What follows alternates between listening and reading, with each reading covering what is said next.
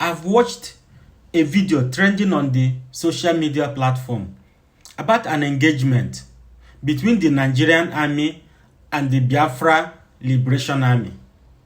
This is how Yugoslavia war started between Serbia and Kosovo after long peaceful demand of a referendum by the Kosovo people, like IPOB are peacefully demanding for a referendum, and the former president of Serbia, Slobodan Milosevic, refused, like Buhari and Tinubu have refused to give a referendum to the IPOB until in 1996 the people of Kosovo formed Kosovo Liberation Army, like Biafran Liberation Army has been formed today.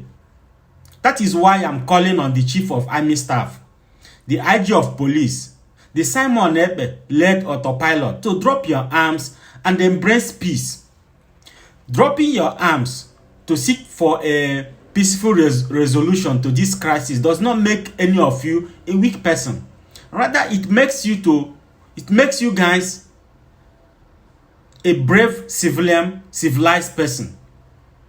I want to make a proposal to the federal government as a diplomatic solution to resolve this 50 years dispute between Biafra and the Nigerian government. I'm not the leader of the Igbo people or leader of any group. Just understand that leadership is a social construct. So anybody can wake up and become a leader, which I'm ready to take that leadership mantra if given the opportunity. This is my humble opinion because of the events that has happened in the past. For example, the Kaduna Declaration, where the Igbos were given a quick notice to leave the north. The Oba of Lagos scenario, where he threatened to drone the Igbos in Lagos. The northern foot blockage to the Igbo region in the east and other things. The funny thing was, none of these perpetrators were arrested for persecution. I don't want any second civil war. I know the North and the Yoruba knows that our weakness lies on our properties in their region, and that is why they want war, so to destroy the Igbo properties in their land. In life, peace is better than war. I know it will be a difficult task for the Igbos to accept my proposal, but it is better to cut off the tail of your cow than to lose them all. Let the Igbo go with the 5 states as Biafra. Cut off all the oil producing states from Biafra and take as your profit from winning the 1967 war. Those Igbos outside these 5 states, the government should prepare for their relocation if any of them decided to relocate. I call on the National Assembly to prepare for a referendum for these 5 states because that is the procedure. Why do we need to go to war when we can resolve this problem without a gunshot? Even if there is a war, all the Igbo properties will be destroyed because of the Igbophobia in Nigeria. War has not started. They have started burning down your properties. Imagine what will happen when war is declared. To my Igbo brothers and sisters, are we ready to go through with what Ukraine are going through? Cities and lives of Ukrainians have been destroyed. Understand that you are not going to fight Nigeria alone. It will be a proxy war declared on us by the UK and their partner in crime, the US, and some Arab world. To the federal government, the people that are being killed on the both sides have children and wives. Your slave masters, the UK, are not killing their Irish brothers and sisters. Rather, they have conducted a referendum to defeat them in pool. Why not do the same thing to the people of Biafra? What are you people afraid of? Even in the US, Texas in the US will have their referendum in November to decide if they want to stay or not. You did not hear or see the US bombing them. What is wrong with Africa? My opinion, peace is better than war. To my Igbo brothers and sisters, sometimes in life, we are not going to get everything that we have dreamed of. Let's forget about what we will lose and seek for a peaceful exit. At the moment, we do not have outside supporters, because anyone who is claiming to be supporting you from a back door instead of an open support, that person should not be trusted. There are plans already to kill the Igbos in Lagos and other parts of the country. Forget about those flexing muscle on the social media. They don't have what it takes to defend all of us. War is not fought with a machete or bow or flag or AK-45 or AK-47. The Federal Army has upper hand than you all, and before you will get outside help, the casualties will be higher. The crude oil has been a cost to us. We have been divided because of the crude oil.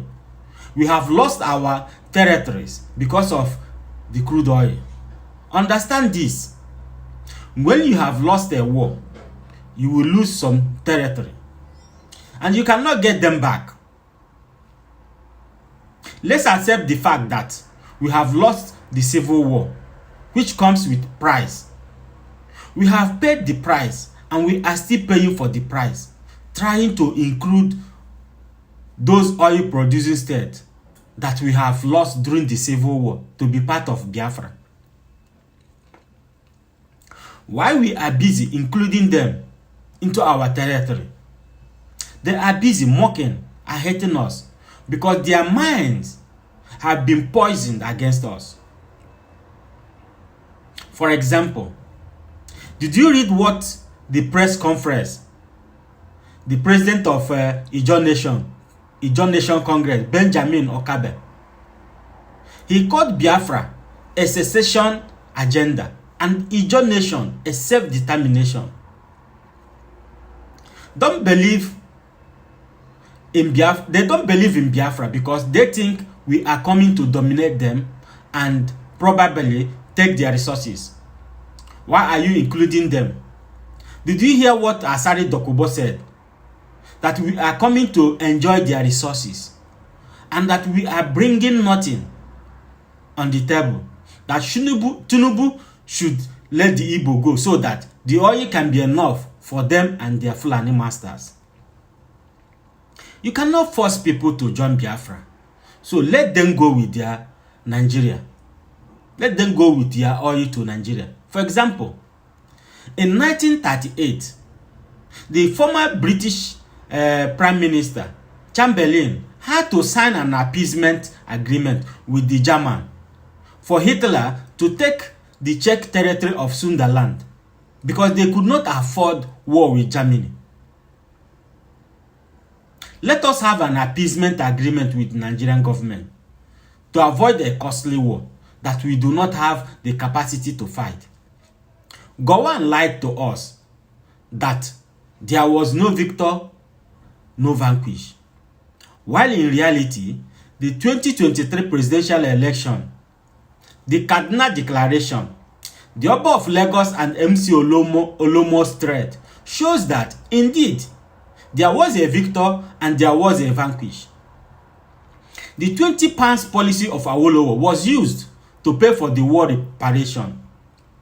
Those of you thinking that if war breaks out, that Ijaw or Niger Delta will join Biafra to fight, should study what happened between Wike and Peter Obi. Study the case of Ken Soro-Wiwa and Adaka Boro. Don't be fooled into believing that someone answering an Igbo name meant the person is Igbo or has identified as an Igbo person. No, it doesn't work like that. Ijaw and Niger Delta are interested in their Ijaw nation, but they are playing smart to use the Igbo to dodge the federal government bullet. You will be forced to carry your cross alone. The Jewish left their wealth and properties in Europe. Today, they don't have crude oil, but they are doing very well. Let us forget those properties and live. It is better to be alive than to lose both your life and their properties. None of the OPEC countries are among the top 5 world economy today. Why do we need to die because of crude oil? This is not the time to speak grammar or to protest. You are like the Jewish, hated for no reason. Anti-Igbo is everywhere. Last time was a quick notice from Arewa youth. Now it was the Yoruba youth. I'm a realist. I don't believe in evolution. Neither do I believe in empty promises. Go now and do evaluation of your properties. I'm not asking you, but I'm telling you. Because under my leadership, you will get compensation of all your properties. It is time to live in peace than to die. Thank you all for your time spent. Share this video to get to Simon Ekpe and to the Nigerian army. Thanks.